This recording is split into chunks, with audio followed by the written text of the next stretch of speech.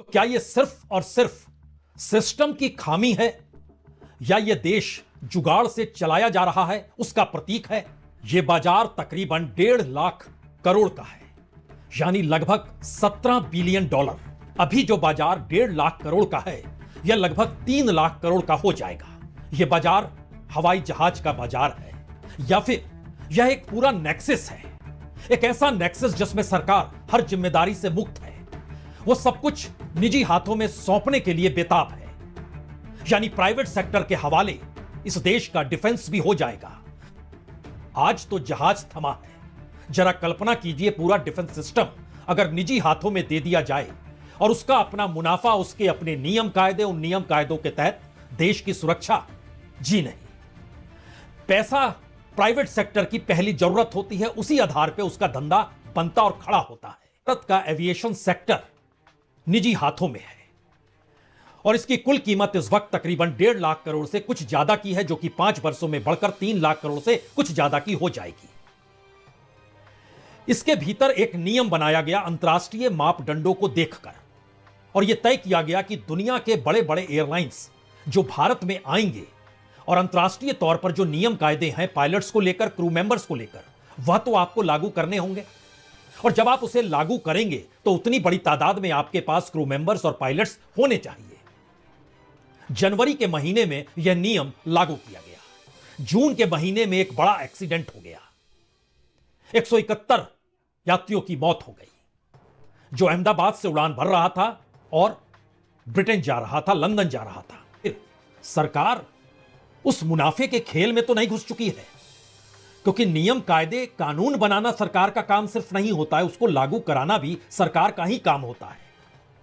और लागू कौन कर रहा है? जब 10 महीने से नहीं हुआ तो क्या बीते 2 दिनों से या 3 दिनों से जो कुछ हो रहा है वो सब कुछ एक प्लानिंग के साथ तो नहीं था कि ऐसी स्थिति आ जाए और अंतर्राष्ट्रीय तौर पर एक दबाव पड़ जाए? क्योंकि भारत के भीतर सफर करने वाले यात्रियों में लगभग 4% विदेशी नागरिक भी होते हैं और अंतर्राष्ट्रीय तौर पर यह मैसेज जाए अभी भारत, क्योंकि विमान सेवा तो दुनिया भर में है और जिस इंडिगो का हम जिक्र कर रहे हैं उसके विमान भी दुनिया के अलग अलग देशों में भी जाते हैं। खुद उसका अपना जो रेवेन्यू है एक साल का लगभग 84,000 करोड़ का है। जो उसकी प्रॉफिट की इनकम है एक साल की, वह तकरीबन 21,000 करोड़ जो ऑपरेशन इनकम है उसके बाद जब निकालते हैं तो वो 7,258 करोड़ पिछले बरस का है। इंप्लॉइज भी उसके पास अच्छे खासे हैं, लगभग 37,000 से ज्यादा इंप्लॉय काम करते हैं। लेकिन भारत के आसमान पर लगभग 65 से 70% के बीच उसी की हिस्सा, यानी वो बैठ जाए तो ये देश के भीतर उड़ान बैठ जाएगी, जो आपने बीते 2 दिनों में नजारा देख लिया। लेकिन यह नजारा तो होना ही था, आपने एक के हिस्से में सब कुछ दे दिया। और इस दौर में जब भारत की नीति रही है सब कुछ चंद हाथों में देते चले जाएं, तो उसके लिए कॉर्पोरेट और सत्ता के नेक्सस को समझने की जरूरत अब है नहीं, क्योंकि इस देश में अंबानी अडानी का नाम राजनीतिक गलियारों में ही नहीं बल्कि पार्लियामेंट के भीतर, चुनावी रैली, लोगों की बातचीत, तमाम जगहों पर उभरता है कि देखिए सब कुछ उनके हवाले कर दिया गया। यहां तक कि एयरपोर्ट भी देखिएगा तो अहमदाबाद का airport, Lucknow airport, Jaipur airport, Mangalore airport, Guwahati airport, Thiruvananthapuram का एयरपोर्ट, नया जो नवी मुंबई का एयरपोर्ट है, यह भी तो अडानी के हिस्से में है। यह हटकर इसलिए है कि जिम्मेदारी से मुक्त सरकार ने खुद को बना लिया है।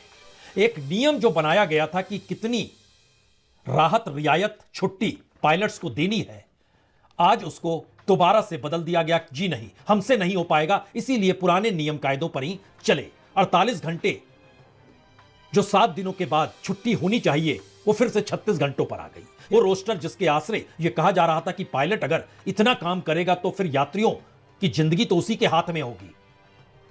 तो क्या यह सब कुछ सरकार नहीं जानती थी या जानती है? सरकार तो हर चीज जानती है, क्योंकि उसे पता होता है किसे लाइसेंस देना है। उसे पता होता है कि जिसको लाइसेंस दिया गया है उसकी उड़ानें कितनी ज्यादा होंगी। इंडिगो इस वक्त कमोवेश वैसी ही स्थिति में है, सब कुछ उसके हवाले है।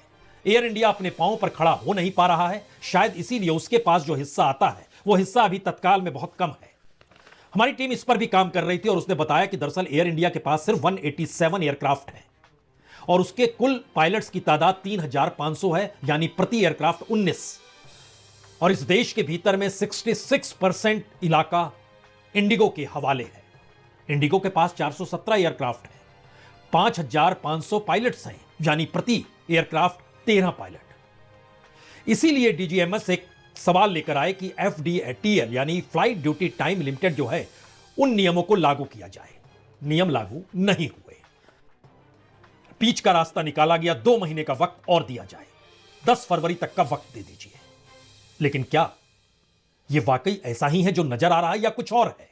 सरकार, हमने एक शब्द इस्तेमाल किया था, जुगाड़ से चल रही है या मुनाफे की हिस्सेदारी से वो अपनी राजनीति को साधती है, या फिर इस देश के प्राइवेट सेक्टर इतने लापरवाह हैं कि वो जब सत्ता के हाथों में अपने मुनाफे का कुछ हिस्सा रख देते हैं तो उसके बाद वो मुक्त हो जाते हैं तमाम नियम कायदों से।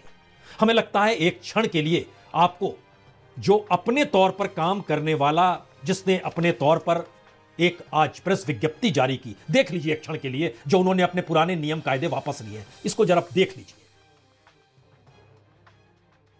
यह director general of civil aviation की तरफ से जारी किया गया, जिसमें कहा गया कि जो पुराना नियम जनवरी में हमने लागू किया था और आप पर कहा था आप इसे लागू कीजिए, हम इसे वापस ले रहे हैं क्योंकि पूरे देश में अफरा तफरी। आपको जानकर हैरत होगी यहां पर कि जो अपने तौर पर उड़ान भरता है इस देश के भीतर में इंडिगो, वह दुनिया के 43 देशों में भी जाता है और इंटरनेशनल फ्लाइट कहीं कोई मुश्किल हालात में आई नहीं।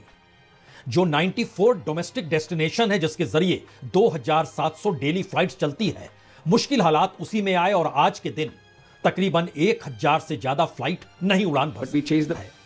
जो इस वक्त मुनाफा है, हर बरस का एक एवरेज मुनाफा जो है वो तकरीबन 10 से 12 हजार करोड़ रुपए का शुद्ध मुनाफा सब चीज देने के बाद एविएशन सेक्टर को मिलता है, 10 से 12 हजार करोड़ का।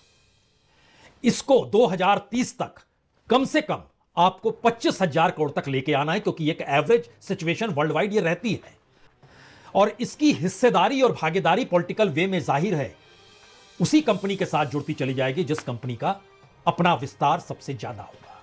यह सब कुछ जो बीते 48 घंटों में हुआ है, ऐसा नहीं था कि पता नहीं था, ऐसा बिल्कुल नहीं था कि पता तो था बावजूद इसके हम कोई कदम उठाएंगे, नहीं उठाना था। ऐसा भी नहीं था कि दरअसल इस पूरे प्रोसेस के भीतर में कितना नुकसान एविएशन को होगा, लेकिन इसके बाद कितना लाभ होगा और अंतर्राष्ट्रीय तौर पर जो दबाव खत्म हो जाएगा, ये सारी चीजें उससे जुड़ी हुई थी। फिर भी ये सब कुछ हुआ है क्योंकि देश का सिस्टम या तो जुगाड़ से चल रहा है या पॉलिटिकल इकोनॉमी के जरिए चल रहा है। जो पसंद आता है आप उसे पसंद कर लीजिए, लेकिन परिस्थितियों ने देश चलाने की परिभाषा बदल दी है और अब सरकार वेलफेयर स्टेट को नहीं चलाती है, वह उस मार्केट स्टेट को चलाती है जिस मार्केट में जिस प्राइवेट सेक्टर का जितना बड़ा योगदान होगा, उसकी जितनी कमाई होगी, उसके जरिए नेक्सस से जो भी पैसा निकाला जाएगा, सब एक साथ चलता है और वही सबसे बड़ा खिलाड़ी है। बहुत बहुत शुक्रिया, बहुत बहुत शुक्रिया।